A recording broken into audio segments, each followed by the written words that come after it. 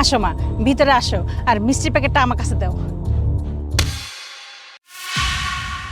ছোট লোকের বাচ্চা, তোর এত বড় সাহস! মিষ্টি কি তুই কখনো চোখে দেখোস না নাকি কখনো খাস নাই? হ্যাঁ, যে দেখা মাত্র মিষ্টির প্যাকেট নেওয়ার জন্য চলে আসছিস? না মা, মানে আমি তো এই, তুই এটা কি করলি? এই তো চুপ কর। যা করেছি একদম ঠিক করেছি।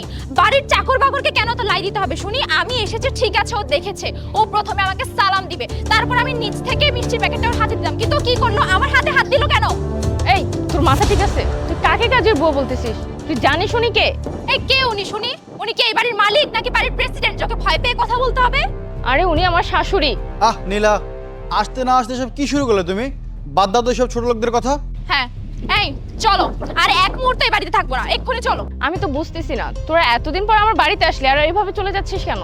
শোন, তোর এই বাড়িতে আমরা আর এক মুহূর্ত থাকবো না। আচ্ছা তুই ভেবে দেখ তো, এরকম একটা মানুষ যদি তোর শাশুড়ি হয় তাহলে কি করে তোর বাড়িতে থাকি? তুই আমার ছোটবেলার বান্ধবী, তাই এসেছিলাম শখ করে তোর বাড়িতে বেড়াতে, কিন্তু এসে কি দেখলাম? এরকম একটা গাইয়া মহিলা নাকি তোর শাশুড়ি। এই, উনি কি তোর স্ট্যাটাসের সাথে যায় বলতো? কোন দিক থেকে ওনাকে তোর শাশুড়ির মতো মনে হয়? আমি কেন? যদি অন্য কোনো মানুষ বা তোর আশেপাশের মানুষ জানতে পারে যে এরকম একটা মহিলা তোর শাশুড়ি, তাহলে তোর সাথে মিশবেও না। তোমাকে বারবার করে বলেছি কোথাও যাওয়ার আগে একটু ভালো করে খোঁজ খবর নিয়ে নাও। না, বায়না ধরলে কি বান্ধবীর বাড়িতে যাবে, এখন এসে দেখলে তো